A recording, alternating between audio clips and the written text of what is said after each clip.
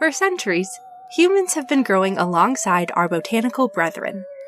Our histories have mixed and mingled to bring us modern medical marvels, faded folklore, and everything in between.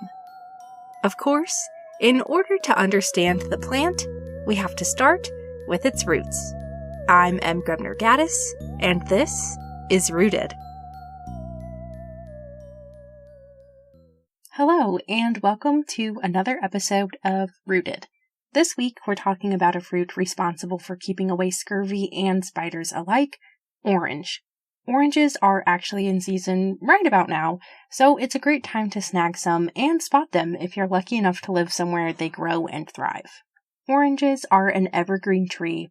It's a small one, but it's still technically a tree, and they're in the Rutaceae or citrus family.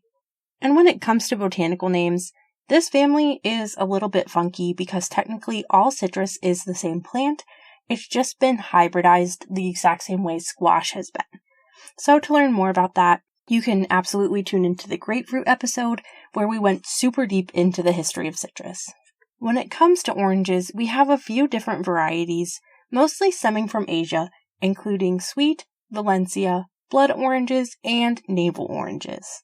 We'll get into those distinct differences in a second, but first, let's explore what they all have in common. Oranges across the board kind of take forever to fruit. They blossom in the summer, then work all through fall to eventually produce fruit mid-winter. These fruits, known as Hesperidium, are essentially a berry, but with a twist. In this case, literally, as the twist is a protective rind that forms as a modified wall around the ovary, which, in case we haven't gone over it, all fruit is ovaries. Then, the bitter pith is kind of this additional layer, which is there to try and prevent critters from snacking on the fruit too early. Eventually, as the fruit grows, it develops thousands of tiny, juice-filled sacs, which provide nourishment for the fruit seed while also helping to keep the seeds safe from rot. This does also sometimes entice things to snack on oranges, which isn't honestly all bad, as it does help to spread those seeds out.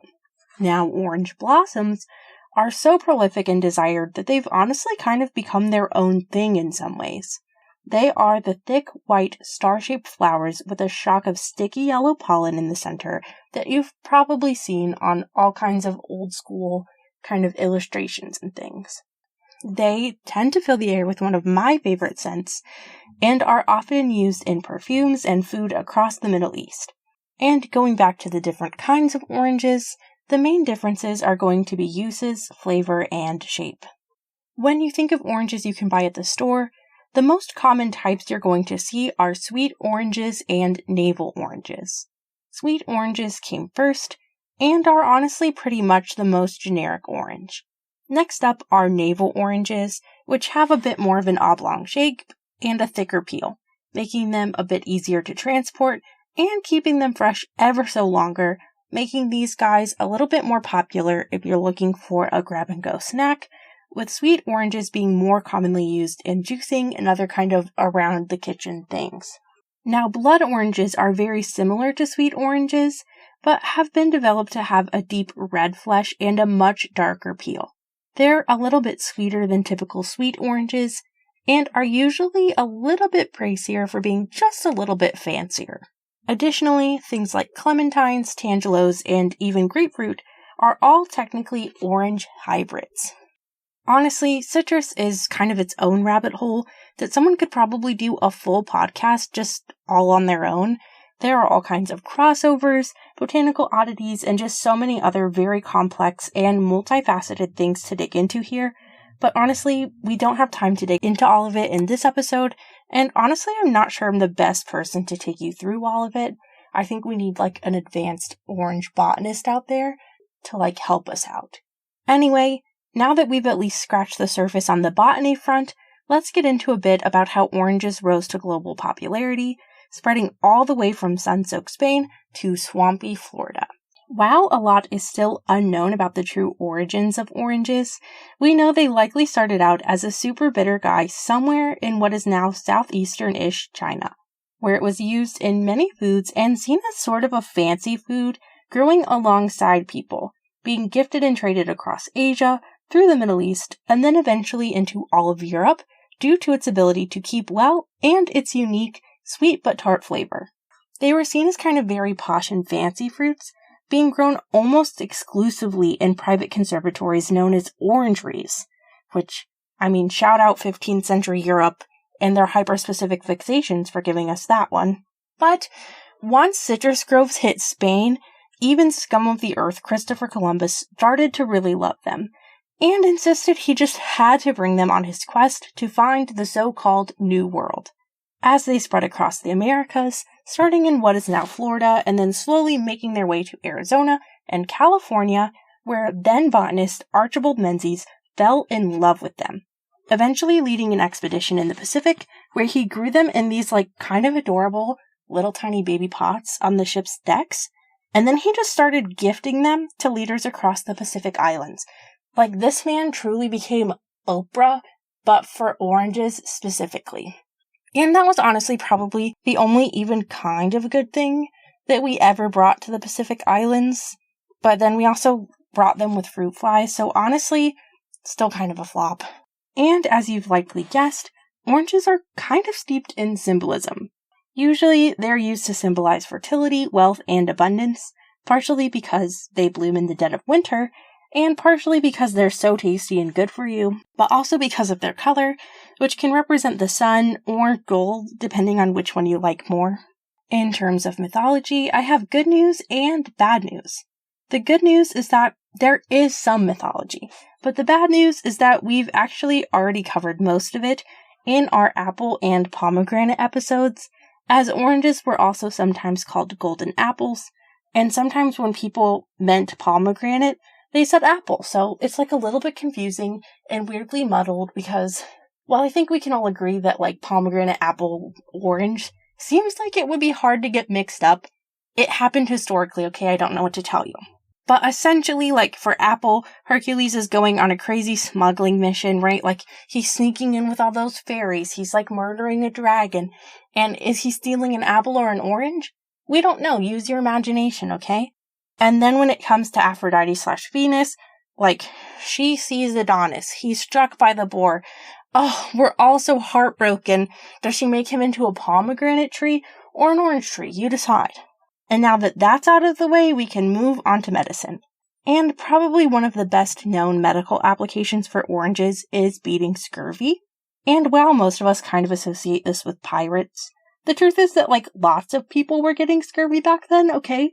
Scurvy doesn't discriminate, but it was actually most notable in sailors, or people who just spent a lot of time at sea because they didn't have many, if any, fresh foods, which made scurvy happen so much faster. Scurvy is an illness ultimately caused by vitamin C deficiency, with symptoms including general weakness and irritability, joint and muscle pain, especially in the legs, bleeding gums, loose teeth, and eventually blue and purple spots under the skin that may look like bruising. If left untreated, scurvy can and does lead to very serious and ultimately life-threatening infection. When it came to sailing the seven seas, the British Royal Navy really felt like scurvy was kind of harshing their vibes, so they set out to solve the problem once and for all. They had noted that sailors seemed to do best when they had fresh fruit available, and especially when they could eat citrus. So they were determined to figure out what the best citrus was and go absolutely hog wild on that one. Cut to a few years later, and James Lind determines that the best fruit to send with them is going to be limes, because they're the highest in ascorbic acid, which they thought was what kept scurvy away. However, it became painfully obvious that this was incorrect when their team had been sent on a years-long expedition, but all contracted scurvy just a few months into the journey, despite eating their lime rations exactly as prescribed. This is because, as you probably guessed, ascorbic acid does absolutely nothing in terms of providing us with vitamin C. And limes are actually the worst citrus for vitamin C, containing 50% less in an ounce-for-ounce comparison with lemons and oranges. Couple that with the fact that limes are also smaller, and you have a recipe for disaster. Or scurvy, I guess. But what exactly do we actually need vitamin C for? And what else could oranges help us with? Vitamin C is a key nutrient that we actually can't make ourselves. We have to absorb it through our food. Our bodies use it to create blood vessels, collagen, and cartilage, plus it helps our healing process by helping to fight off free radicals.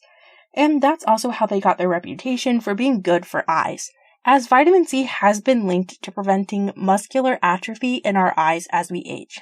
Oranges also help us to absorb iron and are a great source of potassium, which helps with our overall cardiovascular health.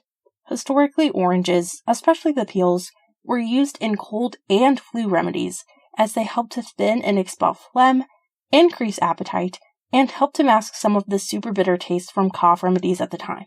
Plus, the scent of oranges has been proven to make us feel just a little bit more energized, which certainly couldn't hurt. Obviously, people have loved putting oranges in food for ages, partially because they're tasty and because they're so good for you, especially in the winter. I won't bore you with the literal thousands of ways oranges can be used, but instead I'll share a few fun options I found here. So the first one is obviously going to have to be a plug for our own mocktail that pairs nicely with this episode and next week's The Scrooge. It's a twist on a screwdriver, hence the name, where you make a quick clove syrup to mix in with your orange juice. You can also add in vodka to make it a cocktail, or cannabis tincture if that's more your vibe. Of course, if you want a super traditional cocktail, the gimlet was literally created because finding a way to get sailors to get their citrus turns out way easier if you just added a little booze. And the next one is a cursed 1950s recipe, because of course it is. Niche hobby alert. And this is for a gelatinous pyramid of chicken and chives known as tagine. And basically what you do, and I haven't tried it, so technically we can't judge, okay? Like, hold back your judgment until the end, and I'm going to explain it to you, and then we can collectively decide what we think. So basically, you're going to juice a couple of oranges, okay? Are you with me? And you're going to mix that into some activated gelatin. You're just going to mix them up. Next, still sounding pretty reasonable here. We're going to pour that into a mold. And now we're going to chop up some chicken and some veggies and some chives, obviously.